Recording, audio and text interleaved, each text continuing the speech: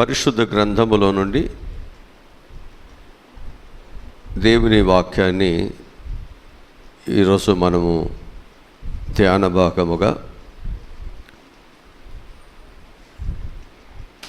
మొదటి దినవృత్తాంత గ్రంథము 16వ అధ్యాయము 29వ వాక్య భాగమును మనం చదువుకుందాం. యెహోవా నామమునకు తగిన మహిమను ఆయనకు చెల్లించుడి. నైవేద్యములు చేతబుచ్చుకొని ఆయన సన్నిధిని చేరుడి. పరిశుద్ధ అలంకారములకు ఆభరణములను ధరించుకొని ఆయన ఎదుట సాగిలపడుడి. చాలు. ఈరోజు మన యొక్క అంశం ఏమిటంటే క్రీస్తు ఎదుట సాగిలిపడటం. ఎవరి ఎదుట? ఆ కీర్తన గ్రంథంలో కూడా ఒక మాట ఉంది. 29వ కీర్తన 2వ వాక్యములో దేవుని వాక్యము చాలా స్పష్టంగా ఉంది. యెహోవా నామమునకు చెందవలసిన ప్రభావమును ఆయనకు ఆరోపించుడి. ప్రతిష్ఠితములకు ఆభరణములను ధరించుకొని ఆయన ఎదుట సాగిలా పడుడి. దేవుని పిల్లలు అనేటువంటి వారు సాగిల పడటము అనేటువంటిది చాలా అవసరం. ఎందుకని అంటే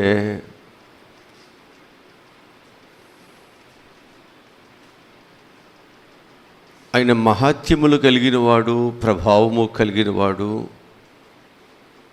కోటి సూర్య తేజస్సు కంటే తేజస్సు కలిగిన వాడు. వేల్పులలో ఆయనంత గొప్పవారు పూజనీయులు ఎవరునూ లేరు. తన మాట శక్తి చేత ఈ భూమండములను, ఈ విశ్వం అంతటిని సృష్టించిన వాడు, లేక కలుగు చేసిన మహోన్నతమైన వాడు. ఇంత గొప్ప శక్తిని, ప్రభావము కలిగినటువంటి దేవుని బిడ్డలుగా ఉన్నటువంటి మనము ఆయన యొక్క మహిమను, ఆయన యొక్క తేజస్సును, ఆయన యొక్క ప్రభావమును మనము కూడా కలిగి మనం ఏం చేయాలంటే ఆయనని సన్నుతించాలి, ఆయనని గణపరచాలి. అంత మాత్రమే కాదు, వాక్యం చెప్పబడుతున్న మాట ఏమిటంటే ఈ సాగిలిపడేటువంటి వారు ఎలాగ ఉండాలంటే నైవేద్యములు చేతపుచ్చుకొని ఆయన సన్నిధిని చేరండి. పరిశుద్ధ అలంకారములకు ఆభరణములను ధరించుకొని ఆయన ఎదుట సాగిలిపడాలి. హల్లెలూయా. కనుక యెహోవా నామమునకు తగిన మహిమను ఆయనకు చెల్లించేవారుగా సాగిలిపడాలి. ఆయన గౌరవానికి తగిన వారుగా మన యొక్క జీవితం ఉండాలి. ఆయన గౌరవానికి తగినట్లుగా మన జీవిత విధానము లేకపోతే, మన ప్రార్థన లేకపోతే, మన సమర్పణ లేకపోతే, మనం దేవునికి అర్పించేటువంటి నైవేద్యము అనేటువంటిది లేకపోతే దేవుడు దానిని అంగీకరించరు, త్రోసివేస్తారు. ఉదాహరణకు చూస్తే బైబిల్ భాగంలో కయ్యను ఏబేలు ఇద్దరు దేవుని ఎదుటికి అర్పణలు తీసుకొచ్చారు. ఆ అర్పణలలో ఏబేలు తీసుకొచ్చేటువంటి అర్పణను దేవుడు అంగీకరించారు, అది శ్రేష్టమైనదిగా. కానీ కయ్యను యొక్క అర్పణను దేవుడు అంగీకరించలేదు. కారణం ఏమిటంటే అది శ్రేష్టమైనది కాదు. మరి శ్రేష్టమైనది ఏం చేశాడు కయ్యను అంటే, కయ్యను శ్రేష్టమైనదేమో తన ఇంట్లో ఉంచుకున్నాడు, దేవునికేమో శ్రేష్టత లేని దాన్ని తీసుకొచ్చారు. చాలాసార్లు మన యొక్క జీవితాల్లో మన ప్రార్థన కానీ, మన విశ్వాసత కానీ, మన సమర్పణ కానీ, మన యొక్క అర్పణలు కానీ దేవునికి ఇష్టత లేనటువంటిది మనం చేస్తే ఆ దానిని దేవుడే మాత్రము కూడా అంగీకరించడు. వాక్యం చెబుతుంది. అందుకే యెహోవా నామమునకు తగిన మహిమను ఆయనకు చెల్లించండి. ఆయన నామమునకు తగిన మహిమను ఆయనకి ఏం చేయాలి? తగిన మహిమను దేవుని చెల్లించాలి. ఈరోజు నీ జీవితంలో దేవునికి చెల్లించటానికి తగిన వారమనే దేవుని ఏర్పాటు చేసుకున్నాడు. మన కుటుంబాలలో మన పిల్లలకి వివాహాలు చేసేటప్పుడు తగిన వారిని మనం చూస్తాం, వెతుకుతాం. ఆ తగిన వారు దొరికినప్పుడు సంతోషిస్తాం, వారిని యోగ్యులుగా భావిస్తాం, అర్హత కలిగిన వారుగా భావిస్తాం. వారు నా కుటుంబంలో ఉండటానికి తగిన వారుగా మన వారిని ఆహ్వానిస్తూ ఉంటాం. అట్లాగే ప్రభు కూడా ఏం చేస్తున్నారు అంటే, ఆయన బిడ్డలుగా ఉండటానికి అవకాశము లేని మనకు, అంటే ఆయన పరిశుద్ధుడు కనుక ఆ పరిశుద్ధత మనలో లేదు. మన జీవితం అంతా పాపముతోనూ శాపముతో నింపబడి ఉంది. ఈ పాపిని దేవుడు పరిశుద్ధులుగా మార్చి తన బిడ్డలుగా ఉండటానికి దేవుడు ఒక కార్యాన్ని శిలువ యజ్ఞము ద్వారా దేవుడు జరిగించి, ఆయన పరిశుద్ధమైనటువంటి రక్తము చేత మనల్ని కడిగి శుద్ధులుగా చేసి, ఇప్పుడు ఆయన బిడ్డలుగా, ఆయన మనకు తండ్రిగా ఉండే అర్హత దేవుడు మనకు ఉచితముగా దేవుడు మనకి ఇచ్చారు.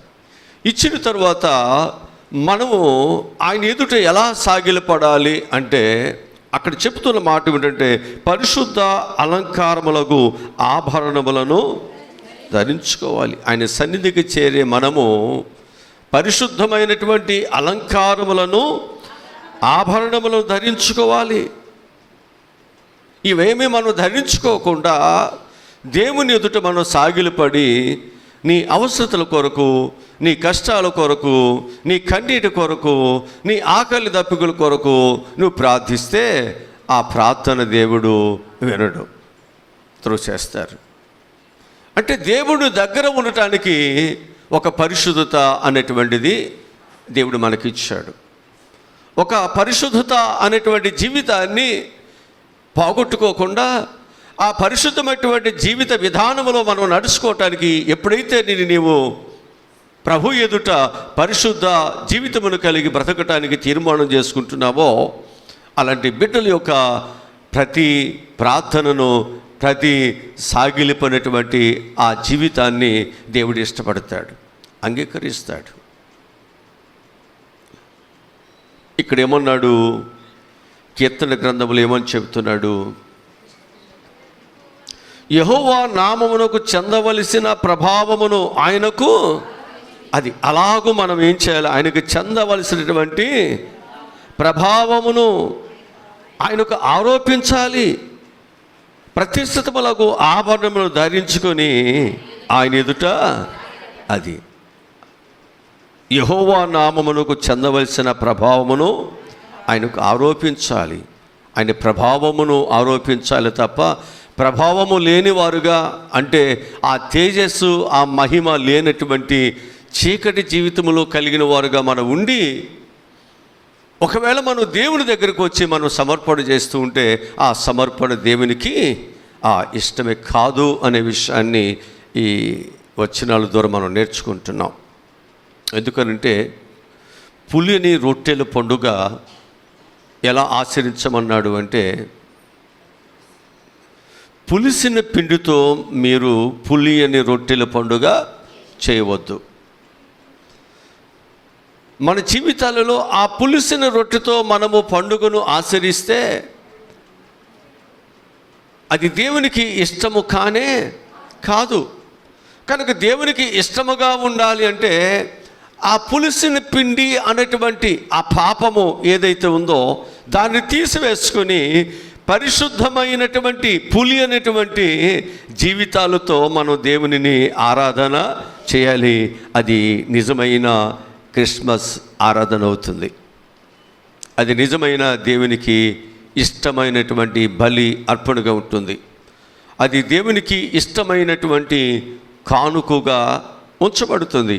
దానిని అప్పుడు దేవుడు అంగీకరిస్తాడు. కనుక మనలో పులిసినటువంటి పిండి ఏదైతే ఉందో దాన్ని తీసివేసుకోకుండా మనము దేవుని ఎదుట సాగిలపడటము అనేటువంటిది మంచిది కాదు. దానివల్ల మనకి ఏమీ ప్రయోజనము లేదు. ప్రభు వాక్యం మనకు తెలియజేస్తూ ఉంటుంది. ఇప్పుడు మనము క్రీస్తు ఎదుట సాగిలపడినటువంటి వారు ఎవరెవరు ఉన్నారు? కొంతమంది యొక్క జీవితాలను మనం జ్ఞాపకం చేసుకుందాం. మొదటిగా మనం చూసినట్లయితే మోషే అహరోనులు దేవుని ఎదుట సాగిలపడ్డారు. ఎవరు వీరు? మోషే అహరోనులు ఎవరి ఎదుట సాగిలపడ్డారు? దేవుని ఎదుట వారు సాగిలపడ్డారు. ఎందుకు సాగిలపడ్డారో వాక్యములు చూపిస్తాను. సంఖ్యాకాండము 16వ అధ్యాయము 20-21 వచ్చిన చదువుదాం. సంఖ్యాకాండము 16వ అధ్యాయము 20-21-22 వచ్చిన చదువుదాం. అప్పుడు యెహోవా, మీరు ఈ సమాజములో నుండి అవతలకు వెళ్ళుడి, క్షణములో నేను వారిని కాల్చివేదును. మోషే అహరోనుతో చెప్పగా వారు సాగిలపడి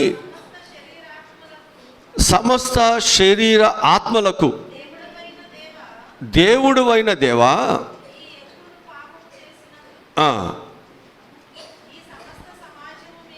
ఈ సమస్త సమాజం మీద నువ్వు కోపపడుదువా అని వేడుకొనిరి. అప్పుడు యెహోవా మోషేకు ఇలాగూ సెలవిచ్చాను,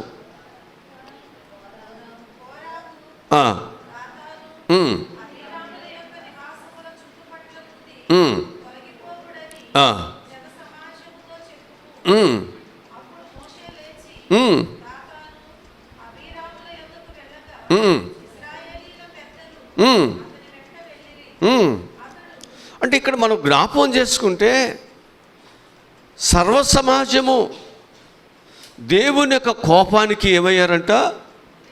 లోనయ్యారు. మీరు తొలగిపోండి, నేను వారిని ఏం చేస్తానన్నాడు? దేవుడు ఏం చేస్తానన్నాడు? ఒక్క క్షణములో నేను వారిని కాల్చివేస్తాను. అంటే దేవునికి ఎంత కోపం కలిగిస్తున్నారో వారి యొక్క క్రియల ద్వారా. ఐగుప్తు దేశములో వారి శ్రమలు చూసిన దేవుడు, వారి బాధలు చూసిన దేవుడు వారిని విడిపించి వారికి సుఖ సౌఖ్యమైనటువంటి వాగ్దాన దేశములకు నడిపించడానికి ఎన్నో బరువులు బాధ్యతలను కలిగి, ఒక తండ్రి ఏ విధముగా తన పిల్లలను మోస్తాడో అలాగూ దేవుడు వారిని మోస్తూ వస్తుంటే ఇప్పుడు ఆ పిల్లల విషయాల్లో దేవునికి చాలా కోపం కలుగుతుంది. వారిని ఎంత ప్రేమించాడో దేవుడు వారిని ఎంతగా దేవుడు పోషిస్తున్నాడో. అయితే వీళ్ళు వారి యొక్క క్రియలు, వారి యొక్క పద్ధతులు దేవునికి కోపాన్ని కలిగించి, ఆయన కోపము ఎలా ఉందంటే ఒక్క క్షణములో నేను వీరందరినీ సర్వనాశనము చేసేస్తాను, కాల్చేస్తానయ్యా. ఈ మాట ఎవరెవరితో చెప్పాడు? మోషే. అప్పుడు మోషే అహరోనులు ఏం చేశారు? దేవుని ఎదుట. ఈరోజు నేను మీకు జ్ఞాపకం చేస్తున్నా, మన కుటుంబాలలో, మన గ్రామములో అనేక మంది దేవుని కోపానికి, దేవుని యొక్క రౌద్రానికి లోనవుతుండగా రక్షించబడినటువంటి మనము వారి విషయాలలో దేవునితో సాగిలపడి వారి రక్షణ కొరకు దేవుని కోపము నుండి, వారిని ఉగ్రత నుండి తొలగించడానికి మనం ఏం చేయాలి అంటే దేవుని ఎదుట సాగిలపడి ప్రార్థన మనం చేయాలి. యోగ్యత కలిగిన పాత్రగా దేవుడిని ఏర్పాటు చేసుకున్నాడు. నీ ప్రార్థన ద్వారా అనేక కుటుంబాలలో దేవుని కోపము నుండి వారు విడుదల పొందాలి. మనం సరి అయినటువంటి ప్రార్థన అలంకరణ లేక, పరిశుద్ధ జీవితాలు మనలో లేక మనం దేవుని ఎదుట సరి అయినటువంటి విధానంలో మనం నడుచుకోలేకపోతున్నాం, సాగిలిపడలేకపోతున్నాం. కొన్నిసార్లు మనం సాగిలి పడుతున్నాం అనుకుంటున్నావు, కానీ దేవుడు నీ సాగిలి పడినటువంటి విధానాన్ని దేవుడు అంగీకరించట్లా, దేవుడు త్రోచేస్తున్నాడు. కారణం ఏమిటి అంటే మనలో పరిశుద్ధత కలిగినటువంటి జీవితము మనలో లేకపోవటమే. మన జీవితాల్లో పైకి మనము దేవుని పిల్లలుగా కనిపిస్తున్నావు, కానీ పైకి మనం దేవుని యొక్క పిల్లలుగా మనం ముద్రించబడుతున్నటువంటి వారుగా మనం దేవుని ఎదుట ఉంటున్నావు, కానీ మన హృదయము, మన ఆలోచనలు, తలంపులన్నీ కూడా దేవునికి విరోధముగా అవి పనులు చేస్తున్నాయి. దేవునికి విరోధముగా అవి తిరుగుబాటు చేస్తున్నాయి. అందుకే దేవునికి మన మీద, సమాజం మీద, కుటుంబాల మీద దేవుని కోపము వస్తూ ఉంటుంది. మోషే, అహరోనులు ఇద్దరు కలిసి ఏం చేశారు? ఆ దేవుని ఎదుట సాగిలపడి ఆ సమస్యను పరిష్కరించడానికి వారు ప్రార్థనలు, అంటే వాళ్ళు పరిశుద్ధమైన అలంకరణతో కదా దేవుని ఎదుట వాళ్ళు ఏమయ్యారు? అలాంటి ప్రార్థన, అలాంటి జీవితాన్ని దేవుడు త్రోసేస్తాడా? ఈరోజు నీ జీవితము పరిశుద్ధంగా ఉంటే నీ ప్రార్థన ఫలిస్తుంది. నీ ప్రార్థనకు దేవుడు వెంటనే జవాబును దేవుడిస్తాడు. ఖచ్చితంగా మన యొక్క జీవితాలలో అలాగ మనం సాగిలపడాలి. రెండవదిగా మనం చూసినట్లయితే, జ్ఞానులు దేవుని ఎదుట సాగిలపడిరి. ఎవరు వీళ్ళు? జ్ఞానులు ఎవరి ఎదుట సాగిలపడ్డారు? దేవుని ఎదుట సాగిలపడ్డారు. వాక్యముల నుండి మత్తయి సువార్త 2వ అధ్యాయము 11వ వచనం చదువుదాం. మత్తయి సువార్త 2వ అధ్యాయం 11వ వచనం చదువుదాం.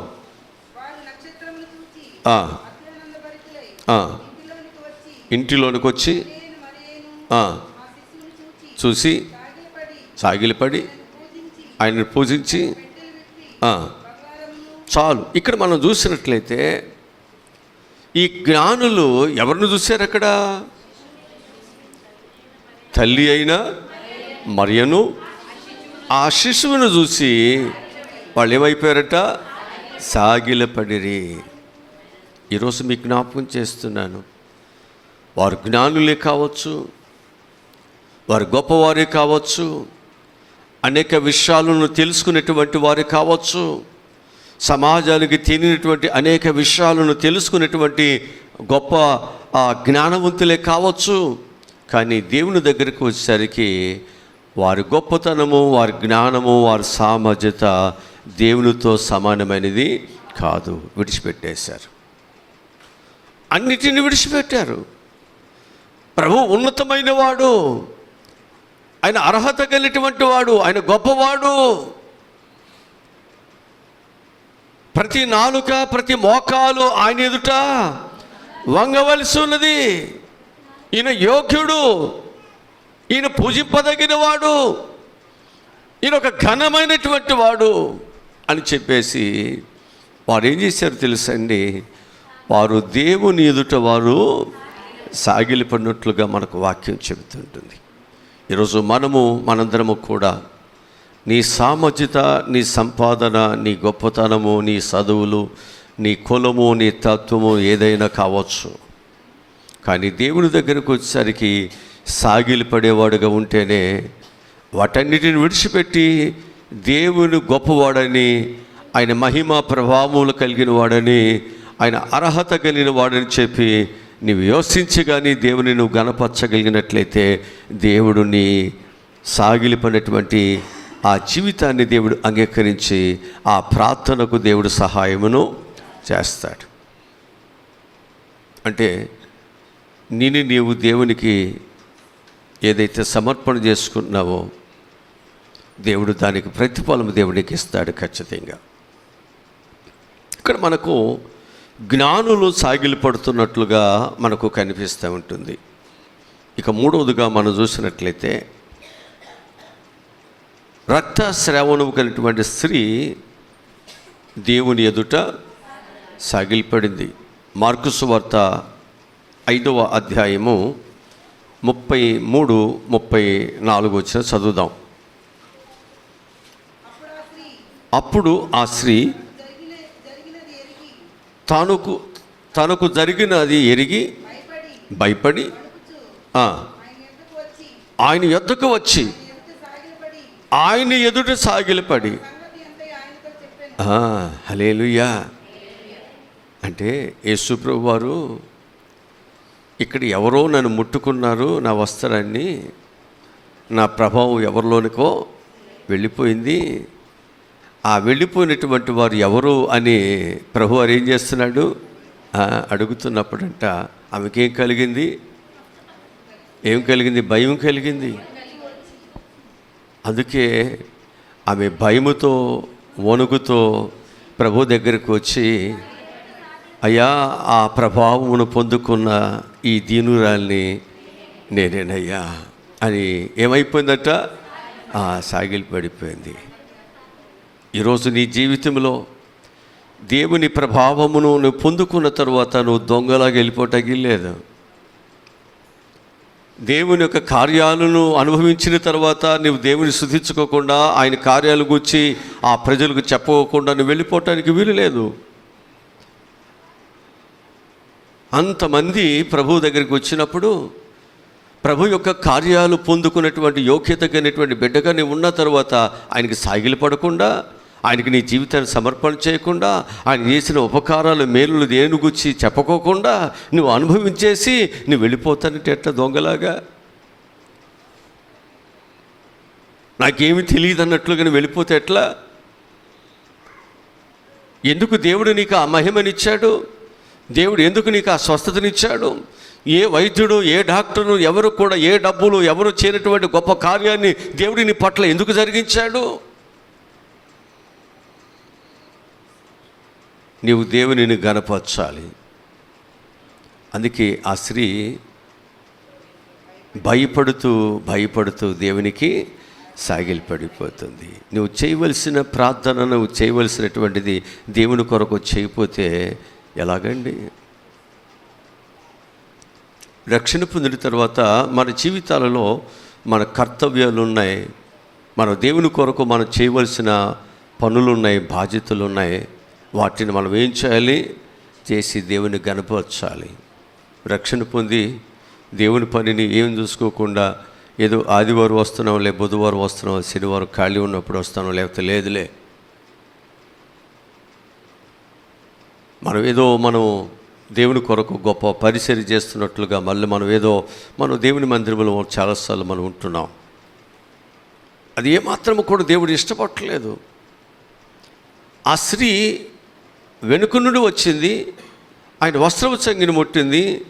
ఆమెకి అనేక సంవత్సరములుగా ఉన్నటువంటి ఆ వ్యాధి నుండి ఆ బిడ్డ వెంటనే, అంతేనా? ఎన్ని సంవత్సరాలు అన్నాడు? 12 సంవత్సరాలు ఉన్నటువంటి ఆ వేదన, ఆ బాధ, ఆ కష్టము ఎవరు కుదర్చలేటువంటి దానిని దేవుడు కుదిరిస్తే చిన్న విషయంగా ఎలా వెళ్ళిపోతావండి దొంగగా? ఎంత మేలు పొంది ఇంతగా దేవుడు ఎవరికి లేని యోగ్యత దేవునికి ఇస్తే నువ్వు దేవుని స్తుతించవద్దు, దేవుని గణపరచవద్దు, దేవునికి రావాల్సిన మహిమను దేవునికి చెందనివ్వద్దు. అలా నువ్వు వెళ్ళిపోవటానికైనా, అలా నువ్వు జీవించటానికైనా దేవుడు నీ కొరకు ప్రయాసపడింది. నీ కొరకు దేవుడు అంత సమయాన్ని హెచ్చించి ఆ స్థలంలో ఉన్నది. అంతగా దేవుని యొక్క మహిమ ప్రభావములు నీకు ఇచ్చింది. ఆలోచనలోనికి, తలంపుల్లోనికి మాట రాకమునిపై ఆయనకి తెలుసు అన్నాడే. తల్లి గర్భములో పిండముగా ఉన్నప్పుడే నీ మనసు, నీ స్థితి, నీ పరిస్థితులు ఏంటో ఆయనకి తెలుసు అని చెప్తున్నాడే. ఆయన ప్రభావమును ఎవరికి వెళ్ళిందో ఆయనకి తెలియదా? తెలుసు. కానీ ఆ వ్యక్తి వచ్చి దేవుని ఎదుట స్వచ్ఛందంగా ఆయన గణపరచాలి అందరి ఎదుట. ఆ ప్రభావమును పొందిన వ్యక్తిని నేనయ్యా, ఆ స్వస్థత పొందిన వ్యక్తినినైనా, ఆ పాపిని, ఆ దొంగని నేనేనయ్యా అని భయముతో వణుకుతో వచ్చి దేవుని ఎదుట సాగిలిపడింది. ఇప్పుడు ఆ బిడ్డ యొక్క సాక్ష్యం ద్వారా, సాగిలిపట్టడం ద్వారా ఎంతోమంది దేవునిని మహిమపరుస్తున్నారు, ఎంతోమంది దేవునిని వెంబడిస్తున్నారు. ఎంతోమంది దేవుని బిడ్డలుగా వారు మార్పు చెంది దేవుని ఘనపరుస్తున్నారు. నీ విధేయత, నీ వినయము, నీ ప్రార్థన, నీ పరిశుద్ధత అనేకులకు ఒక అలంకరణగా, ఒక మాదిరిగా ఉండాలి. అందుకంటాడు, పై అలంకరణను కాక దేవుడు ఏం కోరుకుంటున్నాడు? అక్షయమైన అలంకరణ దేవుడు కోరుకున్నాడు, బాహ్య అలంకరణ కాదు. ఎవరు నీ జీవితంలో ఆ అలంకరణ ఆభరణములు దొంగిలించినటువంటి గొప్ప ఆశీర్వాదకరమైనటువంటి అలంకరణను దేవుని పిల్లలుగా మనం అలంకరించుకొని ఆయన ఎదుట ఎప్పుడైతే మనం సాగిలు పడుతుంటున్నామో దేవుడు ఆ యొక్క ప్రార్థనను, ఆ వ్యక్తిని దేవుడు అంగీకరిస్తాడు. హల్లెలూయా. వారి జీవితాల్లో ఉన్న వారి కష్టాలు, వారి కన్నీరు, వారి వ్యాధులు, వారి సమస్యలు ఎన్ని సంవత్సరాలు అయినప్పటికీ దేవుడు తీర్చేస్తాడు. ఆయనకు అసాధ్యమైనది ఏది లేదు అనే విషయాన్ని నేను మీకు జ్ఞాపకం చేస్తుంటున్నాను. ఇక 4వదిగా మనం చూసినట్లయితే పేతురు సాగిలిపడ్డాడు. యేసుప్రభు వారి యొక్క శిష్యుడైన పేతురు సాగిలిపడ్డాడు. లూకా సువార్త 5వ అధ్యాయము 8వ వచనం చదువుదాం. లూకా సువార్త 5వ అధ్యాయము 8వ వచనం చదువుదాం.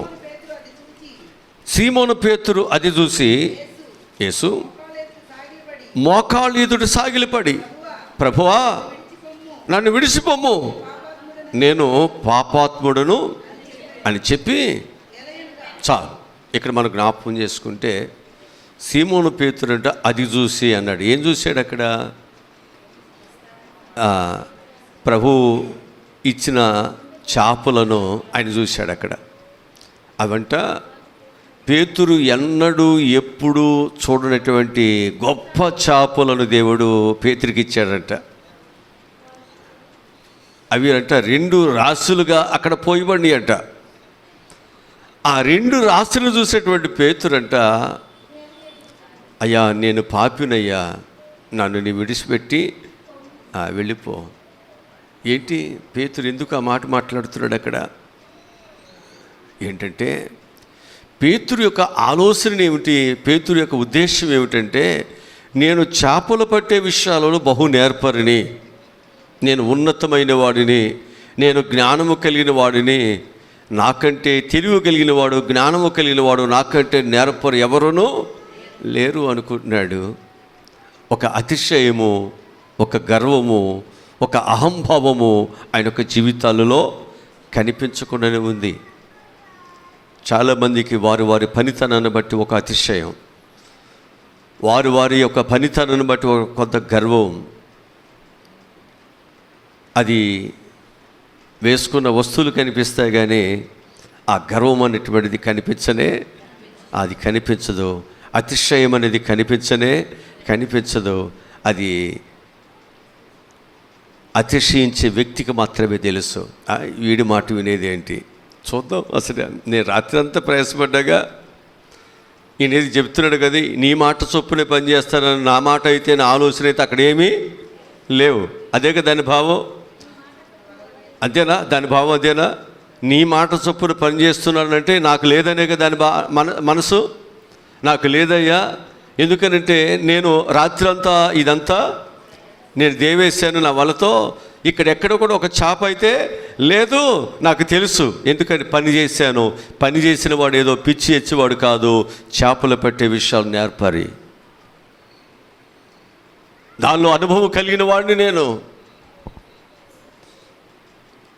ఇప్పుడు నీ మాట చొప్పున నేను అక్కడ పనిని చేస్తున్నానయ్యా అన్నాడు. అంటే ఆయన మాటను నమ్మలేనివాడుగానే ఉన్నాడు. అయితే అక్కడ దేవుడు కార్యాన్ని జరిగించేసరికి ఇప్పుడు ఆయన యథార్థతను ఒప్పుకొనిస్తున్నాడు. అంతేనా? యథార్థతను ఒప్పుకొనిస్తున్నాడు. అంటే నువ్వు సాగిలిపడేటువంటి విషయాలలో దేవుని ఎదుట నువ్వు యథార్థత కలిగి దానిని అలంకరించుకొని, యథార్థత అనేటువంటిది అలంకరించుకొని నీ పాపాన్ని, నీ చెడుని విడిచిపెట్టి, నీలో ఉన్న గర్వము, అహంకారం ఏదైతే ఉందో దాన్ని విడిచిపెట్టి దేవుని ఎదుట దీనులుగా మనము సాగిలా పడితే దేవుడు సహాయం చేస్తాడు. మనలో ఉన్నటువంటి దానిని మనలోని పెట్టుకొని మనం దేవుని దగ్గర మనం ప్రార్థన చేస్తే దానికి ప్రతిఫలాలు ఏమీ మనకు రావు. ఎందుకంటే మన నడక, పడక, ఆలోచన, తలంపులన్నీ ప్రభు అయిన యేసుక్రీస్తు వరకు తెలుసు. జాగ్రత్త. సాగిలి పడటము అనేటువంటిది కష్టం వచ్చినప్పుడు, బాధ వచ్చినప్పుడు పడిపోవటం కాదు. ఆ కష్టం, బాధలో నీ మనసును, నీ యొక్క ఇష్టతలను విడిచిపెట్టి ప్రభు ఎదుట నువ్వు ఎంత సామర్థ్యత కలిగి ఉన్నావో అది దేవుడు చూస్తున్నాడు. విశ్వాసముతో వారు ఆ ఇంటి కప్పును విడిచిపెట్టారు. 4 మనుషులు మోసుకొచ్చారు. ఆ ఇల్లు అంతా కూడా మనుషులతో నింపబడటం చూశారు. ఈ అవకాశాన్ని మరలా నేను పోగొట్టుకుంటే బాగోదనుకున్నారు. వారు ఏం చేశారంటే పై ఇంటి కప్పుని ఓడదీసి లోపలికి దింపేశారు. దింపితే యేసుప్రభు అన్నాడు, ఆయన స్వస్థత పొందాలంటే ఏమన్నాడు? నీ పాపములు క్షమించబడ్డాయా? అంటే దేవుని యొద్దకు వచ్చావు కానీ నీ పాపములు అలాగే ఉంటే నీకు స్వస్థత ఎలా వస్తుంది? నువ్వు దేవుని ఎదురు సాగిలి పడుతున్నావు, దేవుని సహాయాన్ని కోరుతున్నావు, దేవుని రక్షణ కోరుతున్నావు, దేవునికి మేలు చేయాలనుకుంటున్నావు. కానీ మేలు చేసేటువంటి వాడు పరిశుద్ధుడే. ఆ పరిశుద్ధమైనటువంటి జీవితాన్ని నువ్వు అలంకరించుకుని నా ఎదుట సాగిలిపోయినట్లయితే అది ఎన్ని సంవత్సరాల సమస్య అయినా, అది ఎవరు తీర్చలేటువంటి సమస్య అయినా, ఏ వైద్యుడు కుదుర్చలేని సమస్య అయినా నేను రేపపాటులో నేను దానిని తీసివేస్తాను. సాగిలిపడటము, రక్షణ పొందిన తర్వాత దేవుని పిల్లలుగా మనం సాగిలిపడటం చాలా అవసరమై ఉంది. రక్షణ పొంది మనం సరైనటువంటి అలంకరణను, పరిశుద్ధత అనేటువంటి అలంకరణను, మంచి నైవేద్యమును కలిగిన బిడ్డలుగా, సిద్ధపరచుకున్న దేవునికి ఇష్టమైన బిడ్డలుగా నీవే ఒక మంచి జీవితాన్ని కలిగిన వారుగా సిద్ధపరచుకుని దేవుని ఎదుటికి వెళ్ళలేకపోతున్నాం. మనల్ని మనమే ఒక మంచి వ్యక్తులుగా మనం సిద్ధపరచుకుందాం. దేవునికి ఇష్టమైన వారుగా సిద్ధపరచుకుందాం. దేవుడు కోరుకునే వారుగా సిద్ధపరచుకుందాం. దేవుడికి ఇష్టమైనటువంటి వారుగా మనము సిద్ధపరచబడినట్లయితే దేవుడు నీ కన్నీరు తుడుస్తాడు. నీ జీవితంలో ఉన్న ప్రతి సమస్యను దేవుడు పరిష్కరించుతాడు. హల్లెలూయా, హల్లెలూయా. కనుక రాత్రంతా ప్రయాసపడి నిరాశలో ఉన్నటువంటి పేతురు జీవితాన్ని దేవుడు ఏం చేశాడు? తీర్చాడా? తీర్చగలడు. ఆయనకి అసాధ్యమైంది లేదు. నీకు దొరకని చోటే, నీకు ఏమీ లేనటువంటి చోటే ఈ స్థలము, ఈ ఇల్లు, ఈ కాపురము, ఈ బిడ్డలు ఒక నరకము, ఒక శాపము, ఇది నాకు ఒక పెద్ద భయంకరమైనటువంటి ఒక చీకటగా ఉంది అనుకున్నటువంటిది, ఇది నేను మొయ్యలేనటువంటిది, భరించలేనటువంటిది అనుకున్న చోట ఆ కుటుంబాన్ని దేవునికి ఆశీర్వాదకరముగా దేవుడు మార్చగలడు. నీ కుటుంబాన్ని, నీ బిడ్డలను దేవుడు ఉన్నతముగా పండించగలడు. చాలాసార్లు ఇక్కడ ఏముందని అనుకుంటావు, కానీ అక్కడ ఏముంది కాదు, అక్కడ నీవు యేసుని కలిగి ఉంటే చాలు. ఆ యేసు కలిగినటువంటి ఇంటిలో, ఆ యేసు కలిగినటువంటి కుటుంబంలో, ఆ యేసును కలిగినటువంటి వ్యక్తులలో ఏమి కొదువ, కన్నీరు ఉండదు, వేదన ఉండదు. అదే ఆశీర్వాదకరంగా దేవుడు మార్చేస్తాడు.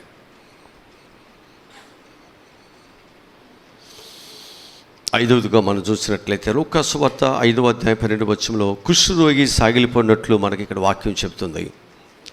లూకా సువార్త 5వ అధ్యాయం 12వ వచనం.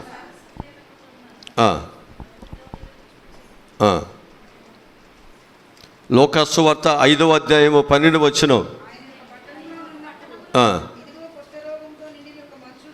ఉండేను.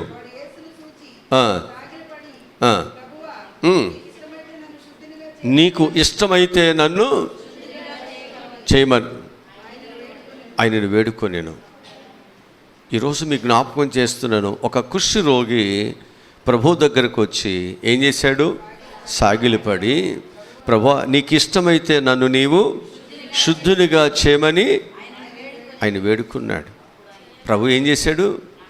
నాకు ఇష్టమైన ఆయన నీవు శుద్ధుడు కమ్మన్నాడు. ఈరోజు నీ జీవితంలో ప్రభు అటువంటి యేసుక్రీస్తు వారు స్వస్థపరచగలడు అనేటువంటి స్వభావం నీకు ఉన్నప్పుడు నువ్వేం చేయాలి? స్వస్థపరిచే దేవునికి, ఆరోగ్యమునిచ్చే దేవునికి, మేలు చేసే దేవునికి నువ్వేం చేయాలి? నీ జీవితాన్ని సమర్పణ చేయాలి. దేవుడి దగ్గరే మేలు కావాలి. నీ శరీరం మీద, నీ దేహం మీద, అన్నిటి మీద లోకానికి, సాతానికి అధికారం. దేవుడు మన పట్లేమో అన్ని కార్యాలు చేయాలి, మన కన్నీరు ఆయన తొడవాలి, మన బిడ్డలను మన కుటుంబాలు దేవుడు ఆస్వాదించాలి. కానీ దేవునికి మాత్రం మన శరీరం మీద, మన కుటుంబం మీద, మన పిల్లల మీద ఆయనకు అధికారాలు ఏమీ లేవు. మన పిల్లలు సాతాను అధికారంలో ఉంటున్నారు. మన దేహం అంతటి మీద సాతాను యొక్క అధికారానికి మనం ఒప్పుకుంటున్నాం, నడిపించబడుతున్నాం. కనుక ఈ కుష్ఠరోగి తన వ్యాధితో, తన బాధతో, తన కష్టముతో దేవుని దగ్గరికి వచ్చి, ప్రభువా నీవు నన్ను శుద్ధినిగా చేయనైనా, నీకు ఇష్టమైతే. ప్రభుకి అందరి ఇష్టలే కదా, కుష్ఠరోగులైన ఇష్టమే, కుంటివాళ్ళైన, గుడ్డివాళ్ళైన, ఓసకాలు చేతులు కలిగినైనా, అందహీనులైన, దయాలు పట్టిన వాళ్ళు ఎవరైనా ఆయనకి ఇష్టమే కదా. అందరూ ఆయనకి ఇష్టమే. ఆయన ఎద్దకు వచ్చిన వారిని ఎవరిని ఆయన త్రోసివేయడు. వారందరినీ కూడా దేవుడు బాగు చేయాలని ఆయన గొప్ప ఆశతో ఈ లోకానికి వచ్చాడు. ప్రతి కుటుంబంలో, ప్రతి వ్యక్తి జీవితంలో ఉన్నటువంటి చీకటి ఏదైతే వారికి వేదన కలుగు చేస్తుందో, ఏ చీకటి అయితే వారి యొక్క జీవితంలో శాంతి సమాధానం లేకుండా ఒక శాపగ్రస్తులుగా మార్చేస్తుందో, ఆ చీకటి బ్రతుకులను దేవుడు ఒక ఆశీర్వాదకరంగా మార్చడానికి దేవుని యొద్దకు వచ్చిన ప్రతి ఒక్కరికి దేవుడు ఏమంటున్నాడు, నాకు ఇష్టమేనైనా నీవు శుద్ధుని కమ్మ, నువ్వు మారటమే నాకు కావాలి. నీ పాత జీవితము మార్పు చెంది, స్వస్థత పొంది, మంచివారుగా జీవించడమే నాకు ఇష్టం. క్రీస్తు యేసునందు ఉన్నవాడు నూతన సృష్టి, పాతవి గతించిపోతున్నాయి, సమస్తము కొత్తవైపోతుంది. నా దగ్గరికి వచ్చిన తర్వాత కొత్తవాడు అవుతుంది, నాకు ఇష్టమేగా. నా దగ్గరికి వచ్చినాక నువ్వు స్వస్థత పొందటం నాకు ఇష్టమే కదా. నా దగ్గరికి వచ్చిన తర్వాత నీ పాపం అనే రోగము నుంచి విడుదల కావాలని ఆశపడటం, అడగటం నాకు ఇష్టమే కదా. కనుక నీ పాపం అనేటువంటి రోగము, కుష్టి ఏదైతే ఉందో నీ జీవితాన్ని పాడు చేస్తుందో, దాన్ని పోగొట్టగలిగినటువంటి వాడు నేను నమ్మి నా దగ్గరికి వచ్చావు కాబట్టి నేను నీకు సహాయమును చేస్తాను. ఎప్పుడైతే ప్రభు నీకు సహాయం చేశాడో, ప్రభు యొక్క మహిమను, ప్రభు యొక్క ప్రభావమును, స్వస్థతల మేలు మనం పొందుకున్నామో, మన జీవితంలో ఆయనకి ఎప్పుడు కూడా మన విధేయతను, వినయమును కలిగిన మంచి పిల్లలుగా ఆయన కొరకు మనం జీవించాలి. ఆయన గణపరిచేవారుగా ఉండాలి. మన ద్వారా ఆయన నామానికి ఎక్కడ అవమానము రాకూడదు. ఆరోదుగా మనం చూసినట్లయితే లాజరు సహోదరి అయిన మరియా దేవుని ఎదుట సాగిలిపడింది. యోహాను సువార్త 11వ అధ్యాయము 32వ వాక్యం చదువుదాం. యోహాను సువార్త 11వ అధ్యాయము 32 వచనం చదువుదాం.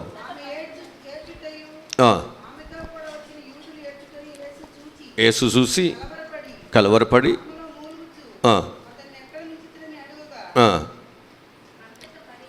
11వ అధ్యాయం 32 వచనం. అంతటా మరియా యేసు ఉన్న చోటుకు వచ్చి ఆయనను చూసి ఆయన పాదముల మీద పడి, ప్రభువా నీవు ఇక్కడ ఉండిన ఎడల చాలు. ఎక్కడ పడింది ఇవి? ఎందుకు పడింది? తన సహోదరుడు చనిపోయాడని. అంతేనా? దేవుని పాదాల మీద ఎందుకు పడింది? తన సహోదరుడిని బ్రతికించుకోవాలని. ఈరోజు నీ కుటుంబాన్ని, నీ బిడ్డలను బ్రతికించుకోవాలంటే బ్రతికించే దేవుని ఎదుట మనం సాగిలపడాలి. పాపం చేత, అపరాధము చేత మన పిల్లలు, మన కుటుంబాలు ఏమైపోతున్నారు? చచ్చిపోతున్నారు. వారి యొక్క జీవితాలు పాడైపోతున్నాయి. వారు అనేకమైన చెడు అలవాట్లున్నాయి. వారి యొక్క భవిష్యత్తును వారు చేతులారా వారికి వారే పాడు చేసుకున్నారు. వారి కుటుంబాన్ని పాడు చేసుకుంటున్నారు. వారి తల్లిదండ్రులకు చాలా దుఃఖకరముగా వారి యొక్క జీవితాలు ఉంచబడుతున్నాయి. కనుక వారి యొక్క జీవితాలు ఒక ఆశీర్వాదకరముగా ఉండాలి. ఆ దుఃఖము, ఆ వేదన కారణమైనటువంటి ఆ వ్యాధుల నుండి, బాధ నుండి మన పిల్లలను తప్పించాలంటే, తప్పించగలిగిన దేవుని ఎదుటికి వెళ్ళి మనం సాగిలి పడితే, మనం ప్రార్థన చేస్తే ప్రభు తప్పకుండా ఆయన కార్యాలని అని చేస్తాడు. ఆయనకి అసాధ్యమైంది ఏముంది? ప్రభు వెళ్ళి లాజరు ఎక్కడున్నాడో చూపించండి అని వెళ్ళిన తర్వాత లాజరును బయటికి రమ్మనగా లాజరు ఏం చేశాడు? ఆ పేత వస్త్రముతో చుట్టబడిన వాడే ఆయన వెలుపలకు వచ్చాను, సమాధుల నుండి వెలుపలకు వచ్చాను. హల్లెలూయా. నీ కుటుంబాన్ని, నీ బిడ్డలను, నీ రక్త సంబంధులను మృతతుల్యమైన జీవితాల నుంచి దేవుడు బయటకు తీసుకొస్తాడు. ఒక రక్షణ మార్గంలో తీసుకొస్తాడు, ఒక విలువైన మార్గంలోకి తీసుకొస్తాడు, ఒక ఆశీర్వాదకరమైన మార్గంలోకి తీసుకొస్తాడు.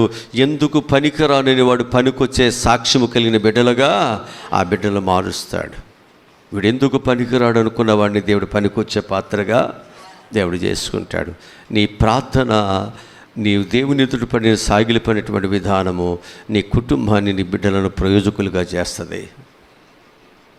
అందుకే మనం దేవుని ఎదుట ఏం చేయాలి? ఎలా సాగిలిపడాలి? పరిశుద్ధమైన అలంకారములను ధరించుకొని, ఆభరణములు ధరించుకొని ఆయన ఎదుట అది సాగిలిపట్టం అంటే ఏదో మీద 4 చెంబులు నీళ్ళు పోసుకొని, ఒక బిందు నీళ్ళు పోసుకొని ఆ గుడి చుట్టూ డొల్లినట్టుగా కాదు. ఈ ఎదుట సాగిలిపడేవాళ్ళు ఏమి ధరించుకోవాలి? నీ నగలు చూడలేదు, నీ పట్టు చీరలు చూడలేదు, ఇవన్నీ చూడలేదు. ఏదోనయ్యా నేను మోకాళ్ళ మీద నడుస్తాను, లేకపోతే నేను దొర్లుతాను. ఏంటయ్యి దొర్లు? పొర్లు దండాలు. ఈ పొర్లు దండాలు, బొర్లు దండాలు ఈ దగ్గర పనిచేయవు. ఆపత్కాలు, మొక్కుబళ్ళు ఇవన్నీ పనిచేయవు ఆయన దగ్గర. అర్థమవుతుందా? ఆయనకు కావాల్సింది నీ ఆపద తీర్చబడాలి. నీ ఆపద తీర్చబడాలంటే నీవు దేవుని దగ్గరికి వచ్చినప్పుడు ఆయన పరిశుద్ధుడని, ఆయన పరిశుద్ధమైనటువంటి వారికి ఆయన సహాయమును చేస్తాడని నువ్వు తెలుసుకుని ఆయన దగ్గరికి వచ్చేటప్పుడు, ఆయన ఎదుట సాగిలిపడేటప్పుడు నువ్వేం చేయాలో తెలుసా? పరిశుద్ధమైనటువంటి అలంకారములను ధరించుకుని సాగిలిపడాలి. ఇది లేకుండా నువ్వు ధరించుకుంటే దేవునికి సహాయమును, సాగిలిపడితే దేవుడు సహాయం చేయడు. ఓకే, అక్కడ మరియా దేవుని పాదాల దగ్గర ఉంది. ఆయన చెప్పే ప్రతి మాట వింది. ఉత్తమమైనటువంటి దానిని ఆమె ఏర్పాటు చేసుకుంది. అందుకే దేవుడు ఆమె ప్రార్థన విని తన తమ్ముడికి దేవుడు సహాయమును దయచేశాడు. నువ్వు మంచిగా ప్రభు బిడ్డగా ఆయన వాక్యానుసారంగా ఆయన పాదాల దగ్గర కూర్చుని ఆయనకి ఇష్టమైనటువంటి భక్తి భావాలతో ఉన్నట్లయితే దేవుడు నీ ప్రార్థనను దేవుడు అంగీకరించి దేవునికి సహాయమును ప్రభు తప్పకుండా చేస్తాడు. ఆయన నేను విడిచిపెట్టేవాడు మాత్రం కానే కాదు.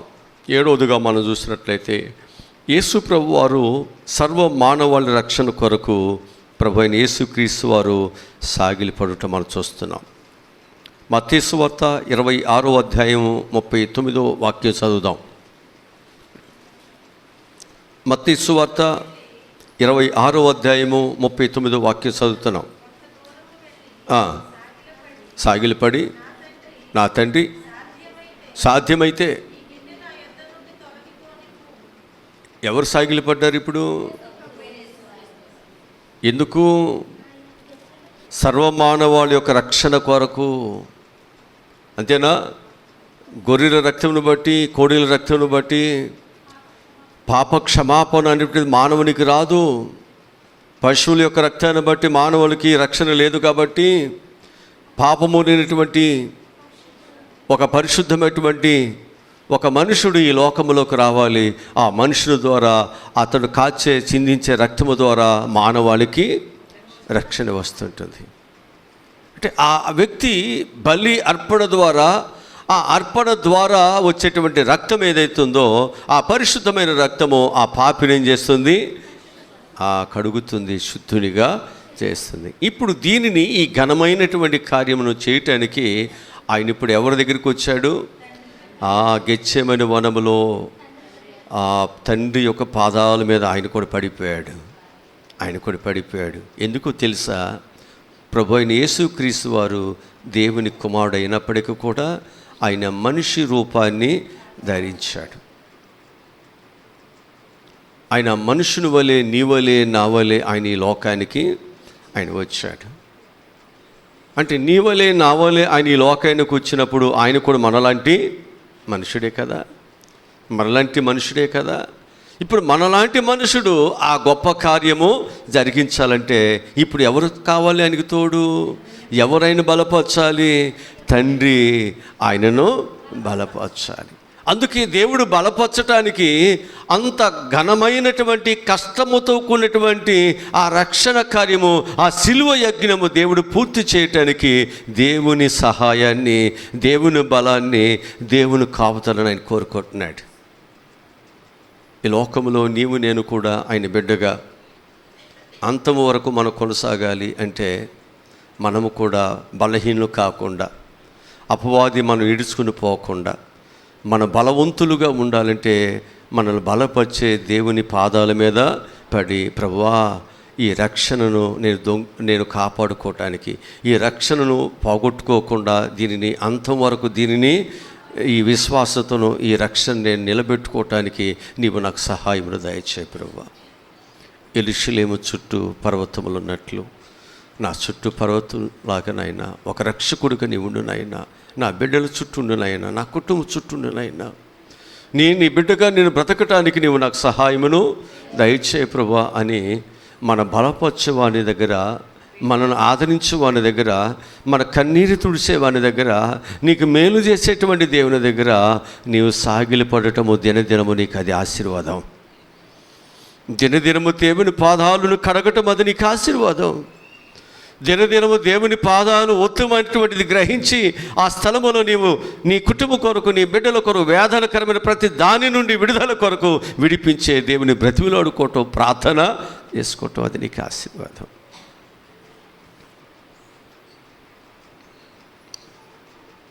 కనుక ప్రియమైన దేవుని బిడ్డలారా, ప్రభు ఎదుట సాగిలిపడిన వారు అనేక మంది ఉన్నారు. అనేక మంది సాగిలిపడి దేవుని కృపలను వారు పొందుకుని ఎంతో ఉపయోగకరమైన ఘనమైన పాత్రలుగా వారు దేవుని కొరకు వారి భూలోకం వాడబడ్డారు. నీవు నేను కూడా దేవుని కొరకు వాడబడాలి అంటే, దేవుడు నీకు మేలు చేయాలి అంటే మనము కూడా ఏం చేయాలి? ఆయన ఎదుట సాగిలిపడాలి. ఎలా సాగిలిపడాలి? ఎలా సాగిలిపడాలంట? ఇక్కడ చెప్తున్న గొప్ప మాట ఏమిటంటే, నైవేద్యములు చేతబుచ్చుకొని ఆయన సన్నిధిని చేరుడి. నైవేద్యములను చేతబుచ్చుకోవాలి.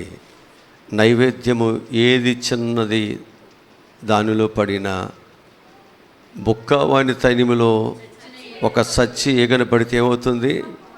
అది కంపు కొడుతుంది. తన పరిమళాన్ని, తన యొక్క మాధుర్యాన్ని, తనకున్న నాణ్యతను కోల్పోతుంది. ఏ పాపమైతే నీ జీవితంలోకి వస్తుందో దేవుడు నీకు ఇచ్చినటువంటి పరిశుద్ధత, నాణ్యత నువ్వు పోగొట్టుకుంటావు. కనుక నువ్వు ఎలా ఉండాలి? మంచి నైవేద్యముగా దేవుని దగ్గరికి వస్తే నీ నైవేద్యాన్ని దేవుడు ఆగ్రహించి ఏం చేస్తాడు? దానిని భుజిస్తాడు. హల్లెలూయా, హల్లెలూయా. అది దేవునికి ఇష్టంగా ఉంటుంది, అది కోరుకోనదగినగా ఉంటుంది. దాన్ని బట్టి దేవుడు మెచ్చుకుని దేవునికి సహాయమును ఆయన నీకు చేస్తాడు. ఇవేమీ లేకుండా, ఇవేమి మనం ధరించుకోకుండా, ఏమి పట్టించుకోకుండా, అసలు దేవుడు అంటే ఏముందని అన్నట్టుగా, అడిగితే ఇచ్చేస్తాడు, వెతికితే దొరికిపోతాడు అన్నట్టుగా, కొట్టు దగ్గరికి కానీ అడవుడికి వెళ్ళి కోడిగుడ్లు అడిగినట్టుగా, కొట్టు దగ్గరికి వెళ్ళి అడవుడిగా టీ పొడి అడిగినట్టుగా దేవుని దగ్గరికి వచ్చి మనం అట్ట అడిగితే దేవుడు ఇచ్చేవాడేమీ కాదండి. జాగ్రత్త, ఆయన కాంటోడు కాదు, బిజినెస్ మ్యాన్ కాదు. ఆయన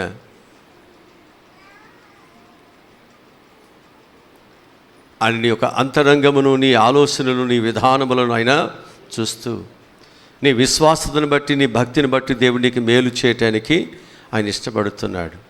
అందుకే ఆయన బిడ్డలైనటువంటి వారికి ఆయన ఏ మేలు చేయక ఆయన మానడు. నువ్వు దేవుని బిడ్డలకు ఉంటే నీకు దేవుని మేలు చేస్తాడు. నువ్వు దేవుని బిడ్డగా కాకుండా సాతాను బిడ్డగా నువ్వు ఉన్నట్లయితే, పైకి మాత్రము గొర్రె చర్మం కప్పుకొని ఆ లోపల మాత్రం తోడేలాగా క్రూరత్వం కలిగి దేవునికి విరోధమైనటువంటి ఆలోచన తలపులతో ఉంటే దేవుడే మాత్రం నీకు సహాయమును చేయడు. జాగ్రత్త. దేవుని ఎదుట మనం ఎలా ఉండాలి? విరిగి నలిగిన మనసు కలిగి ఉన్నట్లయితే దేవుడు గొప్ప కార్యాలు నీ పట్ల చేయటానికి బలవంతుడుగా నీ కొరకు ఆయన దిగి వచ్చాడు. బలహీనులు బలపరచడానికి వచ్చాడు. గుడ్డి వారికి త్రోవ చూపించడానికి వచ్చాడు, చీకటిలో ఉన్న వారికి వెలుగును చూపించడానికి వచ్చాడు.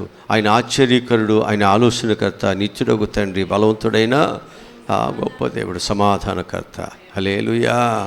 ఆయనకి పేర్లు ఇవన్నీ.